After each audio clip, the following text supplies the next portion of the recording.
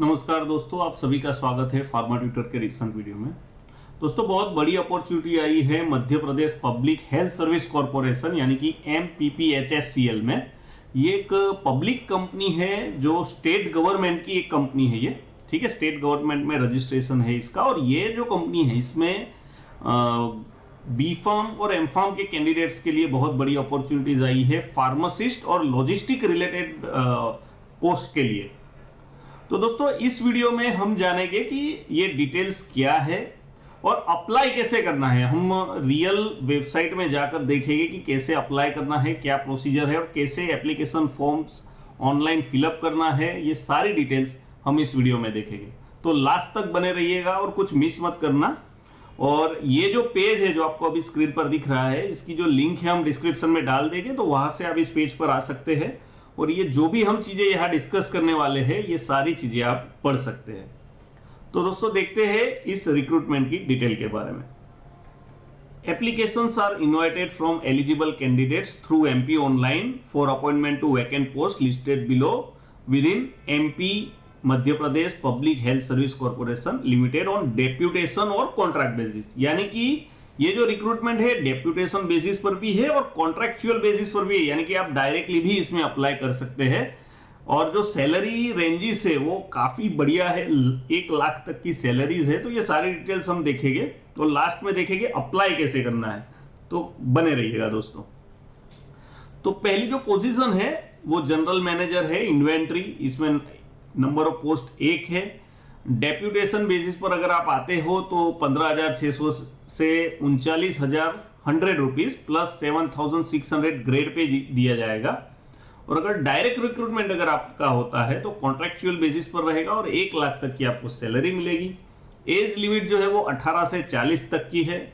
दोस्तों, अगर deputation basis पर आपको ये पोस्ट ज्वाइन करनी हो तो B Pharm, M Pharm, MBA होना चाहिए, 7 साल का आपको एक्सपीरियंस होना चाहिए गवर्नमेंट रिलेटेड सेक्टर्स में काम करने का, और तब आप अप्लाई कर सकते हो। और आपका जो पे स्केल है वो इतना होना चाहिए, मिनिमम 4 साल, ठीक है, तभी आप अप्लाई कर सकते हो। और अगर डायरेक्ट रिक्रूटमेंट के बेसिस पर अप्लाई करना है तो बी फार्म और एम फार्म के कैंडिडेट सीधे अप्लाई कर सकते हैं। उनको 8 साल का एक्सपीरियंस होना चाहिए पब्लिक प्रोक्योरमेंट और सप्लाई चेन मैनेजमेंट का, तो वैसे कैंडिडेट इसमें अप्लाई कर सकते हैं। और यहाँ पर इसका जॉब डिस्क्रिप्शन यानी कि आपको क्या करना है वो सब लिखा हुआ है, जो आपको इस पेज पे आके पढ़ना है। ये सब सारी डिटेल्स हम नहीं डिस्कस करेंगे, क्योंकि अगर आपके अकॉर्डिंग ये पोस्ट है तो आपको ये सारी डिटेल अपने आप पढ़नी है। और कुछ नहीं समझ में आता है तो आप कमेंट बॉक्स में बिल्कुल लिख सकते हैं। और ये पोजीशन में रिपोर्ट करना है आपको चीफ मैनेजर को। अब सेम वे जो manager procurement drugs and consumables, तो ये एक पोजीशन है जिसमें एक पोस्ट है, ST के कैंडिडेट्स अप्लाई कर सकते हैं। अगर डेप्यूटेशन पे है तो ये वाला इसमें पे स्केल रहेगा 6,600 ग्रेड पे रहेगा। और पे स्केल जो है वो ऑलमोस्ट सेम है, ग्रेड पे सिर्फ इसमें कम है। और जो मंथली सैलरी रहेगी अगर आप डायरेक्ट रिक्रूटमेंट आपका होता है तो 75,000 आपको सैलरी दी जाएगी। और यहाँ पर दोनों क्वालिफिकेशन ऑलमोस्ट सेम है, सिर्फ एक्सपीरियंस का डिफरेंस है ऊपर की क्वालिफिकेशन से, तो वो आपको खास देखना है। सेम वे जॉब डिस्क्रिप्शन भी अलग रहेगा क्योंकि पोजीशन अलग है। और यहाँ पर आपको जो रिपोर्ट करना है वो जनरल मैनेजर को करना पड़ेगा। जो इसके आगे की पोस्ट है वो जनरल मैनेजर की ही पोस्ट है, तो उनको आपको रिपोर्टिंग रहेगी। Same way manager divisional coordinator की पोजीशन है, जिसमें भी सैलरी जो है वो 75,000 रहेगी। सेम वे इसमें भी 6,600 का ग्रेड पे है और जो पे स्केल है वो ऑलमोस्ट सेम ही है। डेप्यूटेशन में B Pharm, M Pharm, MBA के कैंडिडेट्स अप्लाई कर सकते हैं। यहाँ पर भी B Pharm, M Pharm, MBA के डायरेक्ट रिक्रूटमेंट में वही कैंडिडेट चाहिए, लेकिन जो एक्सपीरियंस है वो डिफरेंट रहेगा, जो डेप्यूटेशन में है और डायरेक्ट में है उनका। तो इसमें मिनिमम 5 ईयर्स का आपको एक्सपीरियंस होना चाहिए किसी भी स्टेट या सेंट्रल गवर्नमेंट की हेल्थ इंस्टीट्यूशन में सप्लाई चेन मैनेजमेंट या लॉजिस्टिक्स रिलेटेड वर्क के लिए। तो यहां पर भी इसकी जॉब डिस्क्रिप्शन मेंशन है। सेम वे डिविजनल मैनेजर की 7 पोजीशन है और इसमें भी डायरेक्ट अगर कोई रिक्रूटमेंट करना चाहता है, ज्वाइन करना चाहता है तो वो ज्वाइन कर सकता है। 75,000 सैलरी है उसमें भी। इसमें भी ऑलमोस्ट सेम ही क्वालिफिकेशन है, सिर्फ एक्सपीरियंस का डिफरेंस है, तो वो आपको इस पेज पे आके देखना है। और जॉब डिस्क्रिप्शन भी है जो यहाँ पर मेंशन किया है।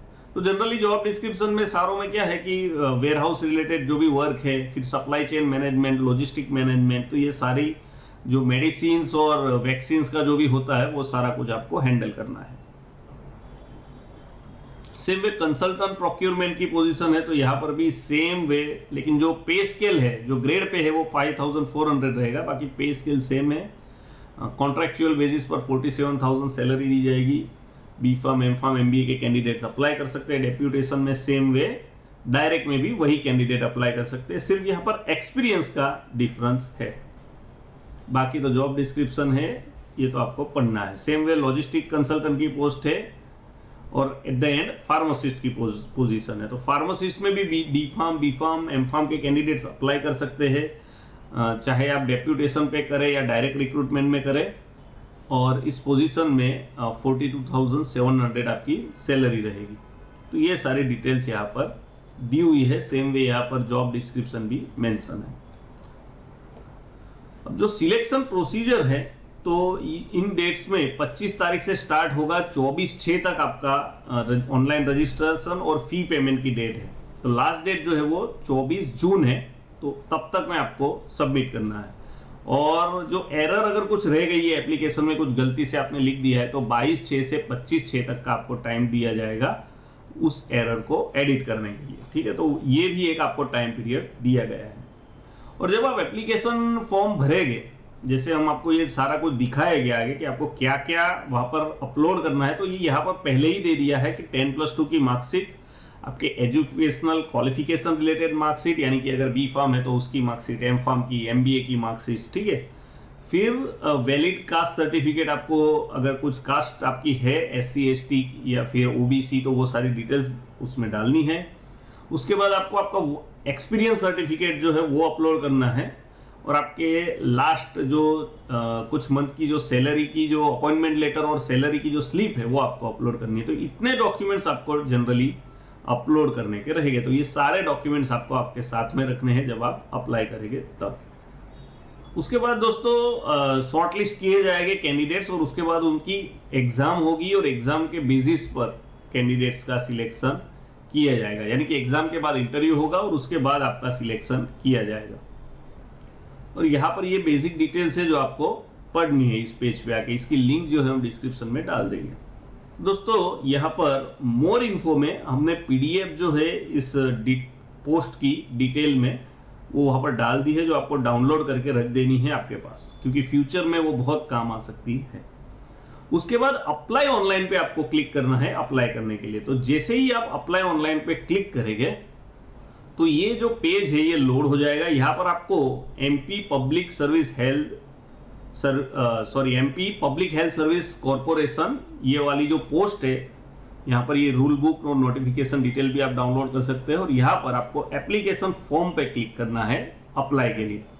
तो जैसे ही आप यहाँ पर क्लिक करोगे तो आप MP ऑनलाइन के आई फॉर्म के पोर्टल पे आ जाओगे। तो यहाँ पर आपको है ना, क्योंकि आप अगर पहली बार अप्लाई कर रहे हो, अगर आपने पहले MP रिलेटेड पोस्ट के लिए अप्लाई किया है तो सीधा आप इसमें साइन इन करके अप्लाई कर सकते हैं। और अगर आप पहली बार कर रहे हो तो आपको पहले नॉट रजिस्टरी, ठीक है, और क्रिएट अकाउंट, तो इसके ऊपर आपको पहले क्लिक करना है। और यहाँ पर कुछ ऑप्शन भी दिए हैं, अगर आपने पहले अप्लाई किया है और पासवर्ड, यूजर नेम, ये सब अगर भूल गए हो तो आप उसको यहाँ से रिट्राइव कर सकते हो। हम मान लेते हैं कि आपने पहले रजिस्ट्रेशन नहीं किया है, तो आप यहाँ पर क्लिक करिए नॉट रजिस्टर्ड और क्रिएट अकाउंट। तो जैसे ही आप यहाँ पर क्लिक करोगे तो यहाँ पर एक पोर्टल आपके सामने खुल जाएगा।